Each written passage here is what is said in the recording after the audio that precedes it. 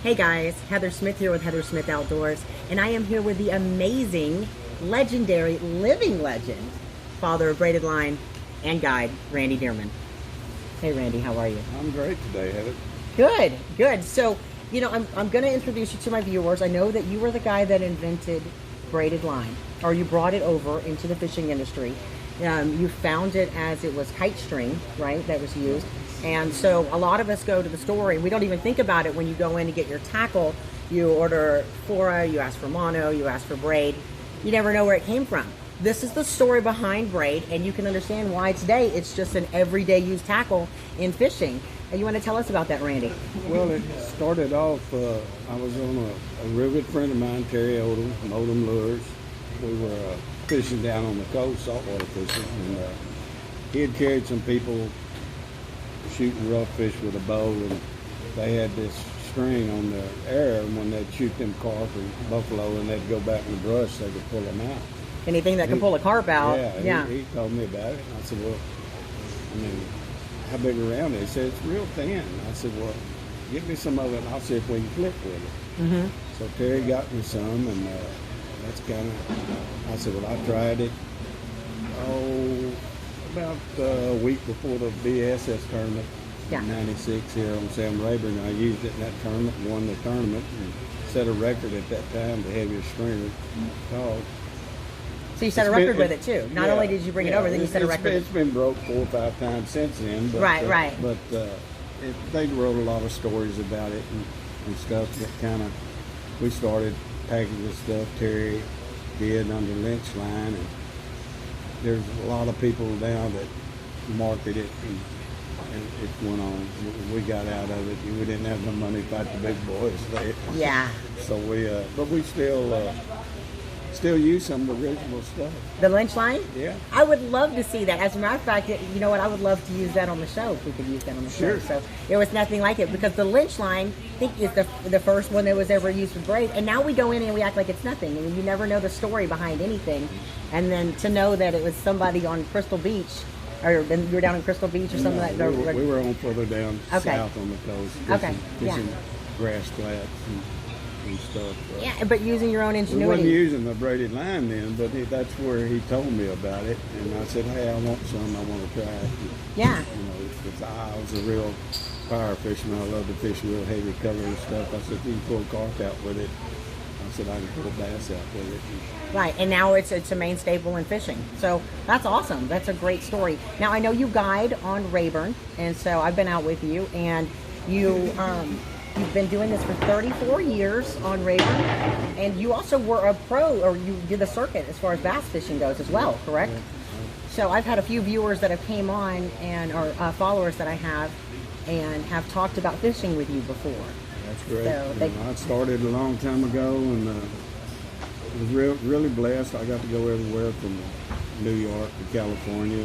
Went to the Bassmaster classes a bunch of times, and just fishing's been good to me. So if I get a chance to give something back, I want to give something.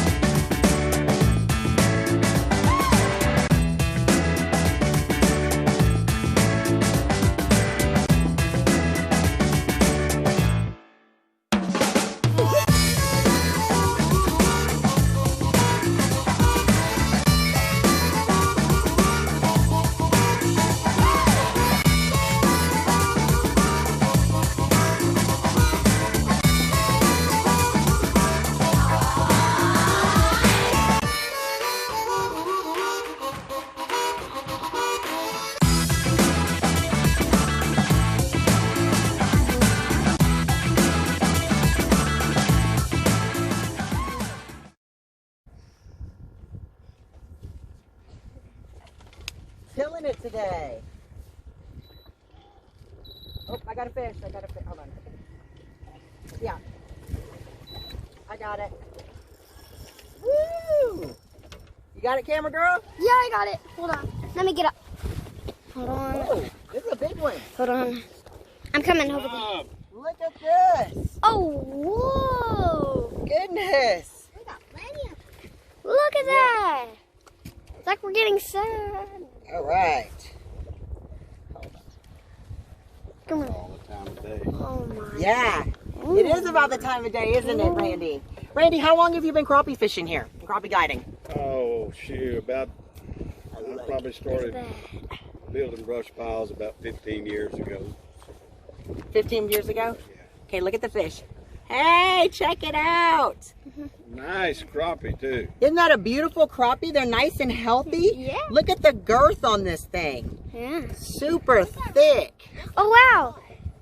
The red dot where? On his bottom. Oh, that's, A bruise. Probably. no, that's his parts. It's part of his organs. Oh, wow. It's a him. Oh, sorry, him. Pretty fish. It's a very pretty fish. Oh.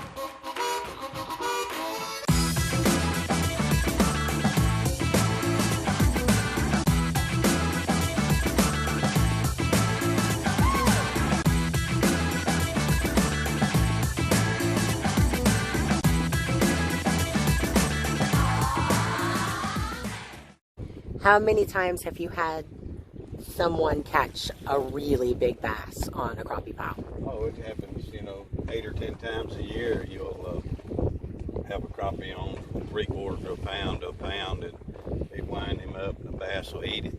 When we catch, we always throw them back, but it's not unusual to catch 8 or 10 fish a year out here crappie fishing over 8 pounds. Oh, wow. That's awesome. So today was interesting. And going out with you, we learned a couple of things about Sam Rayburn Lake that we didn't know before. And the littles were interested, and I were interested to see, because the bite wasn't as aggressive as it used to be, correct? Well, you say there's going to be a period during the day when the fish feed. It ain't always early. A lot of people think you've got to fish real early and real late. And we actually catch more fish probably you know, from 9:30 to 1 o'clock when we do early in the morning. Now you're giving everybody your secrets. And you know what else I learned today? Hey, we were talking about brush piles. You put in a lot of work to put those brush piles out.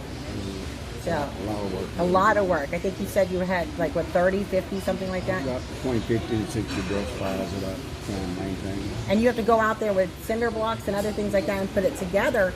And it was a lot easier back then when people didn't have all these electronics, because you got to use a compass and you could mark where your stuff is. And now people can go by and just scoop them up. Yeah, they can come by you, you know, within a couple of 100 foot and just mark it with a cruiser. And, you know, it's no big deal. That's why you gotta have a lot of it. You can't tell somebody they can't fish, so you just, best thing to do is just go on to another one and let them have a good day. Well, and another thing people don't realize, there is an etiquette when it comes to fishing. And it's very important that you realize when you're a fisherman and you're not out there versus a guide, it is proper etiquette for the fisherman to leave the brush pile and let the guide have it with their troop, because that is a tourism, that is usually their spot, and you know, you're just there. It's not a rule, but it is manners, and I see that happening more often than not. The newer generation is forgetting boater etiquette and fisherman etiquette, and it's very frustrating, I'm sure, for you. Oh, I don't let it bother me. I just go on to another one. Yeah. It don't do any good getting upset over it. I mean, it's a free lake, and you fish where you want. Yeah. And you know, everyone refers to you as the East Texas legend. I've had several followers say things like that before. And he's just a kind guy. Like, he's probably one of the kindest, most jovial people that's around. Now, you have a meeting coming up that's very important, don't you? Yeah, we're meeting with Todd Driscoll, biologist here at the hatchery, and going to tell him some of our thoughts. I mean, there's nothing we can do about changing the laws, but they're just, crappie fishing is going down a little bit. The size of the fish are great, but there's just so many more people fishing now. Mm-hmm. And, you know, I don't know if we need a restocking program, we need to change the limit some way or whatever, but something's not as good as it was, you know, 5, 6, 7, 8 years ago. You can see it slowly declining. Well, and let me explain what he means by what he's saying. There is a rule that if it's under 10 inches here, you have to throw it back. So 9 or below gets thrown back. Well, the problem with that is that, I mean, then you have to get your catcher limit. And so the issue is, let me get to that. Whenever most of these ones under 9, when the hook goes down, it's already cut inside, past its gills, its stomach, it's bleeding. So you're going to throw it back. It's going to die anyway. Right? So then you're still fishing because you want to be able to catch your limit. So now you've actually taken 2 fish out of the equation versus only 1, and you're not really helping with conservation by that rule that they have when you're eliminating more than you're bringing out of there. Now, Toledo Bend, you say, did get rid of the limits, and that's helped. Yeah, size limit. Size limit, yeah. A lot of days we'll catch 4 or 5 throwbacks to a keeper, and I'm gonna say 50% of them that you're throwing back, they don't make it. So that's 2 for 1. Yeah. So then you're actually extracting 3 fish out of the lake for every 1 that you actually bring home. Or 3 fish are no longer in the lake. Either 2 are dead, 1's going home with you. You know, which they're phenomenal eating, by the way. I've got a great recipe I'm going to try out tonight, too. So I'm looking forward to that. Randy, you're amazing. Go to randydearman.com. You can give him a call at 936-328-0864. Extraordinary guy, extraordinary man, living legend. Thank you. Thank you, Dylan. I appreciate it.